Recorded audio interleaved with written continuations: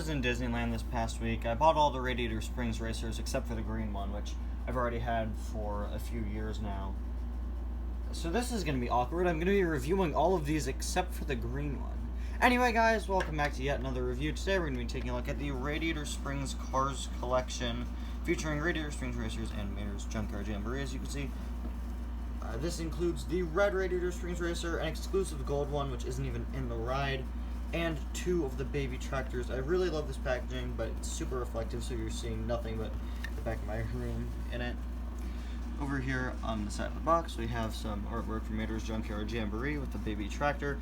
I'm really glad that this includes two of those, because you know, you can never have enough tractors. On the other side of the box, we've got the red Radiator Springs racer and the yellow one, who is female. It kind of mirrors McQueen and Cruz, come to think of it. And let's check the date on this. This is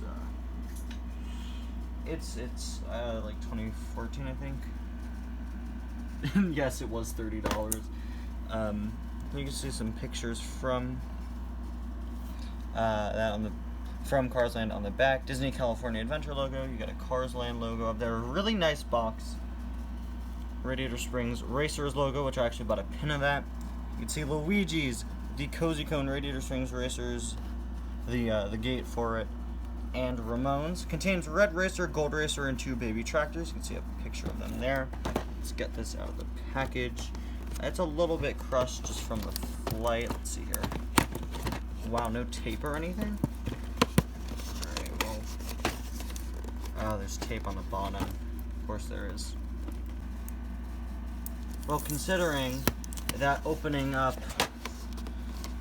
a Disney store car is like breaking into a maximum security prison, I can assume that this will not be the easiest thing to open up here. I'm sure everyone's going to be super twist-tied. Oh man, yeah. Alright, let's pull this out. How cool is that? You have these two cars racing across the road. We got Willie's Butte in the background, Mater's Junkyard, including the radio that he's playing his music on. And on the back we have what looks like it'll be a complicated mess.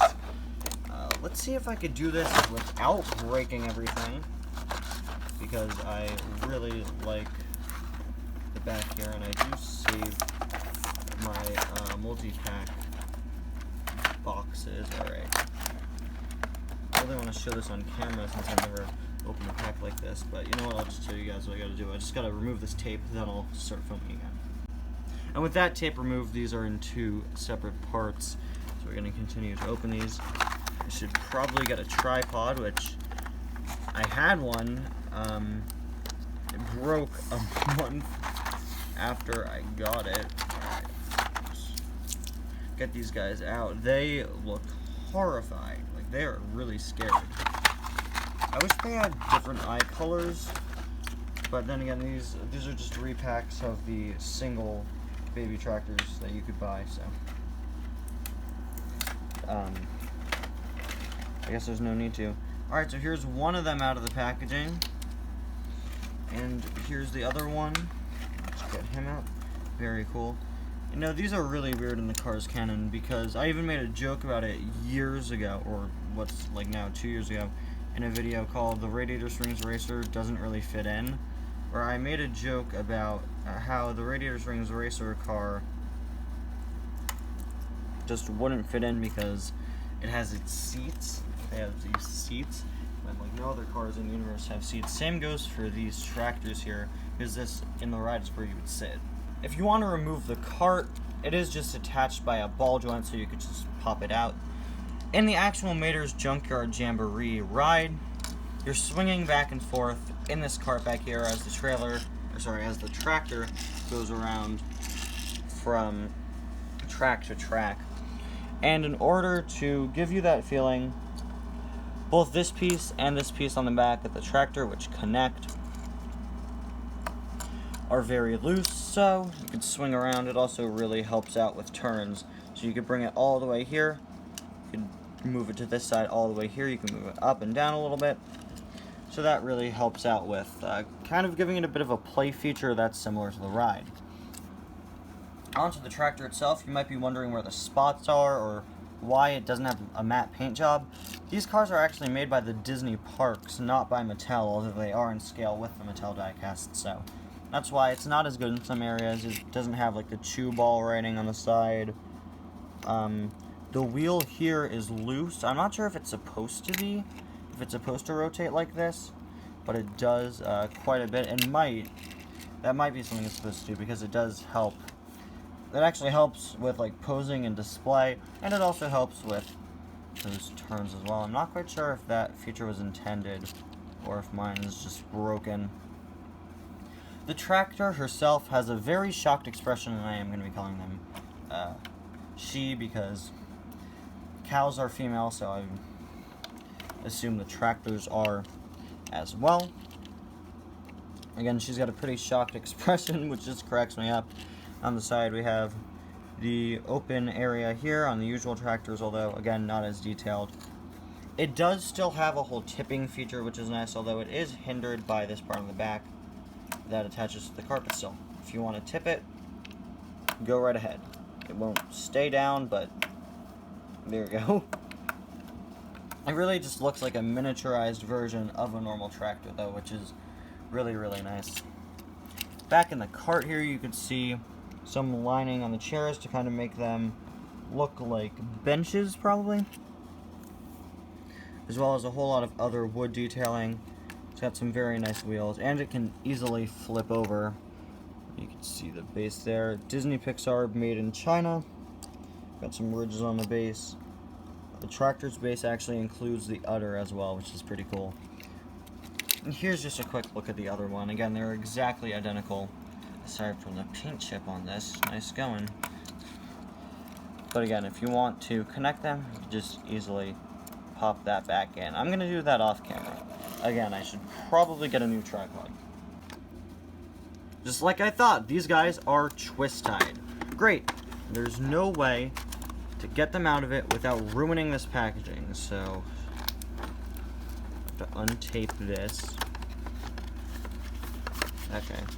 That gives us a little bit of access to the twist ties. And it's open and unfolded. I'd like to give a quick moment of silence for what was probably the nicest multi-pack packaging I've ever seen. Alright, the moment's over. Let's get these guys out of the package and I'll be right back.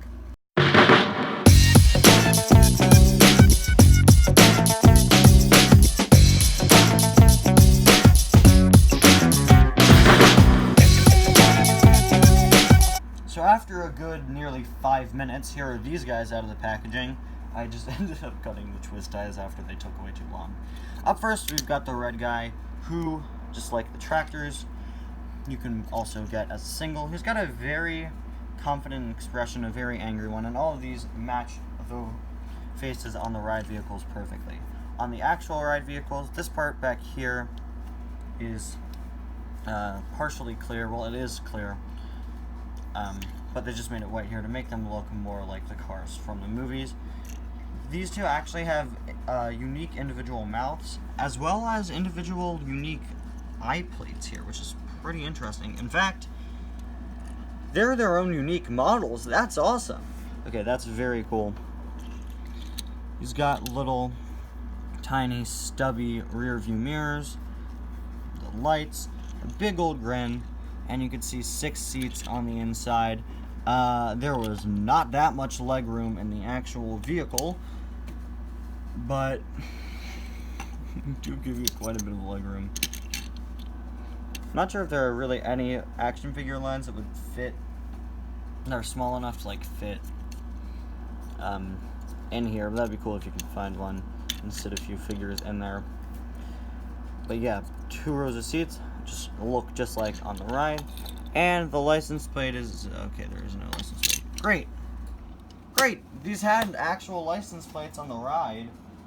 Maybe each one was individual, and that's why they didn't give them their own license plate. Maybe each car you go in has a different license plate. I mean, I doubt it. But are you kidding me? There's no license plate. Instead, we just have this darker area. Great. It has a huge bumper that really sticks out. Got a few lights. Big gray window on the back. And there's the base. Yeah, it was put together with screws instead of rivets, as compared to, yeah, the Mattel ones that use rivets. So that's really where you can tell that this is not a Mattel product, that Disney, just Disney, made this. They actually use normal screws in the Disney Store cars. Onto the gold one, again, his own unique model, his or her own unique model, with a big grin, although a different grin from this guy, and a calm, confident expression. It's a bit of a shorter car here with the same things. I wish the gold was more gold. It's kind of a greenish gold on this car. Considering this isn't in the ride, you really could have gone all out and made it this cool gold like the gold Mia and Tia. But it's still a very nice car, and it's really cool to have an exclusive car in a place where every car is exclusive, really. Anyway, guys, thank you all so much for watching. I'll see you guys next time. Bye now.